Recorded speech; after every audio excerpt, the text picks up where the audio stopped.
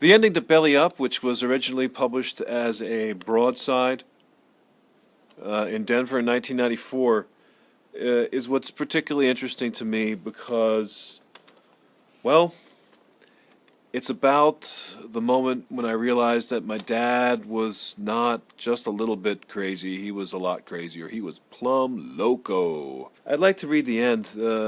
Basically, we've gotten out of the actual ward itself where people sleep, which smelled horribly of piss. And we are out on the grounds walking. There's Tony, Teddy, and David, and I guess I would be the David character. Father came around to talk to the boys. He squatted down and drew a circle in the dirt with a twig. He cut it in half, then in half again. "So, how you boys doing? How's school?" "No school, Dad," Tony said. "It's summer."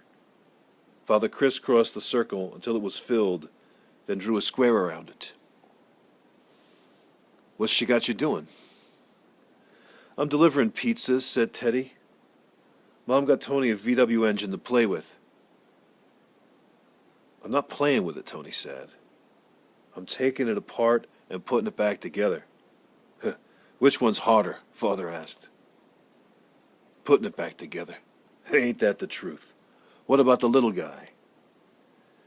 "Reading and playing basketball," Teddy said. "Same old thing." David looked at his father and nodded. "You still playing the sax?" Father asked. "All the time," David said. "Good. You'll be the next Charlie Parker. You'll be the white Charlie Parker." Father stood up and rolled his eyes and pretended to play the saxophone, moving his fingers in front of him and making deep, wild sounds with his mouth. He kept going faster and faster, twisting up his face and distorting the sounds until he looked like he couldn't stop himself.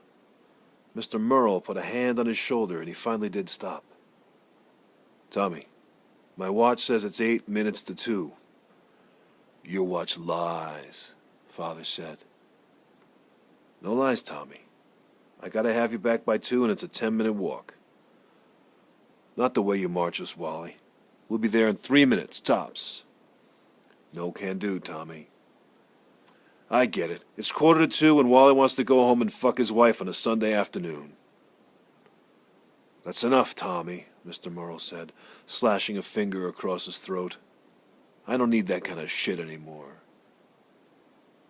Father put down his imaginary saxophone, and David wondered how long breathing and walking would feel like they did. Breathing like sucking warm water through a straw. Walking like falling forward without ever landing. So I'd like to say that the sax holds a simple place in my mind.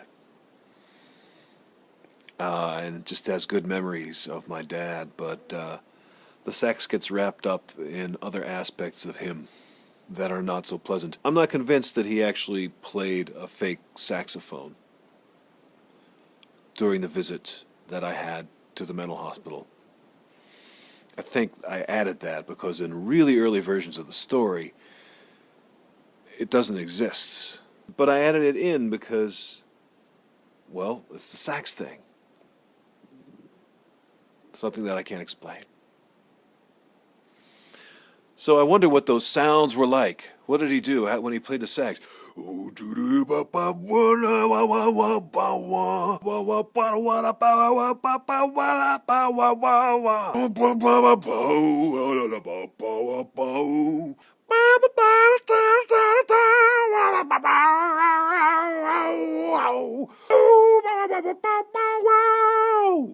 Etc., etc., etc.